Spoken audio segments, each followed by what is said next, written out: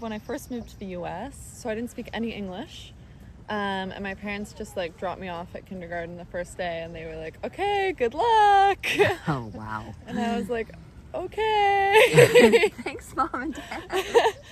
And basically I just like navigated almost like 4 months of elementary school not knowing what was going on or what was happening, and feeling like the feeling of being dismissed because she doesn't know what's going on anyways, or like they would show 2 colors and I didn't know what the question was, so I'd just point at one, but then they would choose the other one and being like, wait, no, but I don't understand what you're saying. So that was like a very immediate feeling of being unheard. Right. And then I really struggled with English throughout elementary school. So I was in like a ESL class for most of elementary school. And I remember being in 3rd grade and I was like in the lowest reading group, and then also during like reading time they would like take me out and like put me in like a different classroom. And I remember just how like I felt like such embarrassment, and like I felt like I didn't get to be a part of like all the other kids learning, and I felt very unheard and like almost physically unseen because you're not in the class anymore when that's probably happening. That you felt like you're missing out on something really huge when you probably weren't, but it feels that way. No, it definitely feels that way. And almost like maybe did you feel like, well, what did I do wrong that I'm taken away?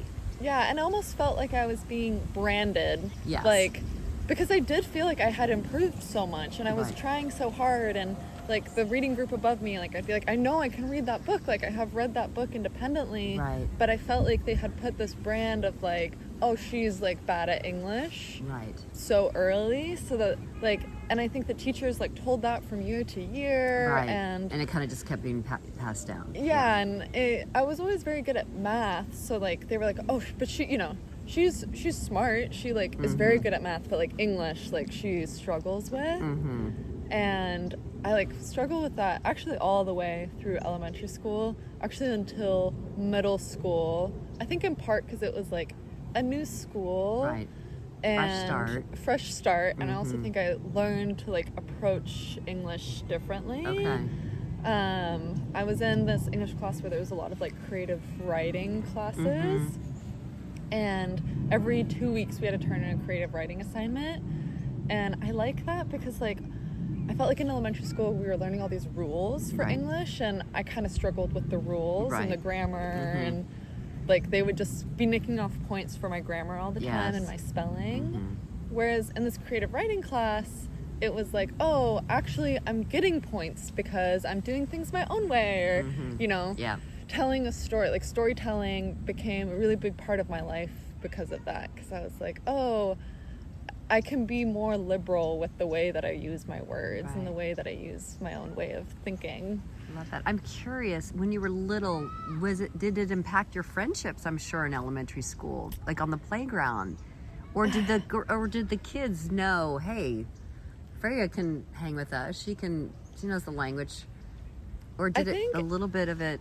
It made me more go towards having a smaller group of friends, or like and this is even true now, being like, oh, only a couple of people can be like let into the know of who I am, because I'm like so worried that if I like expose myself to everyone, because I'd like had this mark put on me, and then I felt like, oh, okay, what if that is real? Almost feeling imposter syndrome of myself, being like, oh, no, I'm not actually that. But what if they're like correctly branding me, and then like I say something and it's embarrassing in front of the other kids, and like they figure it out. So I like kind of wanted to just have like a couple of close confidants. Right.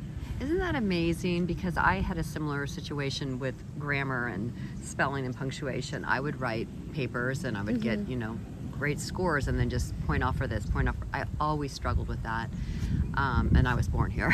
So I just struggled with it. And it does something to you to have that happen. I always think, I don't know, I just think they shouldn't do that. I mean, I guess it's important somewhere that you know where to put a semicolon and a, and a comma, but I don't know. So I definitely feel that, what you're feeling, because you don't ever really get over that. Yeah, and I think now that I'm older and I have greater distance from that time, and I do have to say, like, since then I've worked a lot on my English, Right. and I don't consider myself really a non-native speaker. Oh gosh, no. Now I'm No. very I mean, much look like at a you. Come on. very native English speaker. Yes. I would say that I like actually am pretty good at writing papers and things now. Right. But now having that distance and knowing, you know, where the semicolon goes Yep. and where the period goes Right. and, you know, how to spell certain Yeah. things, I'm like, actually, those are not what makes you a good writer or what makes you a good communicator. And it's also made me realize, like, those are not the things that I want to tell the youth that they should be focusing on. Yeah. I think focus more on, like, the words that you choose and the way you express yourself is much more powerful than how grammatically correct it is. I agree. Hear, hear.